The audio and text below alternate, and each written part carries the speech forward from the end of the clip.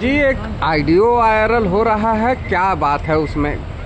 जैसे ये लोग हमसे पैसा ले रहे थे ज़बरदस्ती बंदूक के नोक पे, और मेरा कुछ चेक भी साइन करवा के ले लिए थे। बंटी और सूरज प्रजापति, उनके खिलाफ़ मैंने कोर्ट में मुकदमा दायर किया है।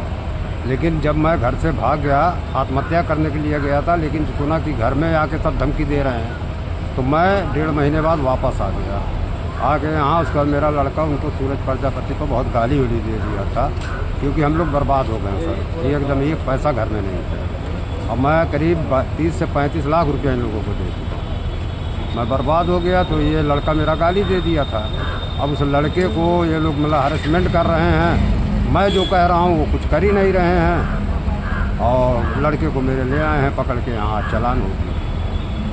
पूरी बात क्या है, कैसे क्या बात हुई थी? पैसा हम 2019 में इनसे ज़मीन देने के लिए लिए थे, लेकिन उसके बाद कितना लिए थे आप? हम तो लिए थे 8,30,000, लेकिन एग्रीमेंट पे 12,54 लिखा था। तो हम 12,54 मान ले रहे हैं। तो इन लोगों ने कहा 2 साल लॉकडाउन लग गया, हम दे नहीं पाए। 2 साल बाद मैं कहा कि ऐसा भैया कुछ दिन रुको, तो कह रहे नहीं मुझको इंटरेस्ट दो। और बंटी आ गए बंदूक के नोक पर मुझसे ज़बरदस्ती, क्योंकि मैं उस पर लिख दिया था भाई मेरी गलती थी कि मतलब पैसा अगर ज़मीन नहीं दिया तो पैसा मैं ब्याज दूँगा। तो मैं इनको लगातार ब्याज देने लगा। मेरा हालात सुधरते नहीं गया कि मैं इनको इकट्ठे पैसा दे दूँ, इसलिए देते देते लगभग 30 से 35 लाख रुपया ले लिए मुझसे।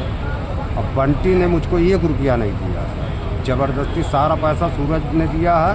और बंटी के खाते में मेरा 5,41,000 रुपया गूगल पे से गया है, बाकी नकद गया है।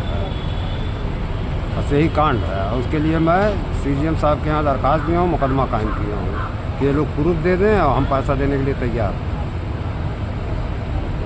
क्या नाम है आपका? मोहम्मद नासिर खान, कहाँ के रहने वाले हैं? पुरानी तहसील खैरा। तो जो ऑडियो में एक धमकी भरा ये ऑडियो वायरल था, ये क्या था? ये मेरा लड़का था। जब मैं घर से भाग गया तो उसको लगे सब धमकी देने। जब धमकी देने लगे तो वो भी सूरज को बहुत धमकी दिया, और वही ऑडियो ये लोग टेप करके रिले कर रहा है। मेरे पास भी उनका ऑडियो है, लेकिन मैं रिले नहीं अभी फ़िलहाल कर रहा हूँ, मैं कोर्ट में दिखाऊँगा।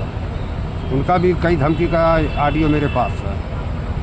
तो उसी केस में मेरे लड़के को यहाँ कोतवाली में पकड़ के लाए हैं। अब जो भी मुकदमा कायम होगा हम चल रहे हैं, उसका देख रहे हैं।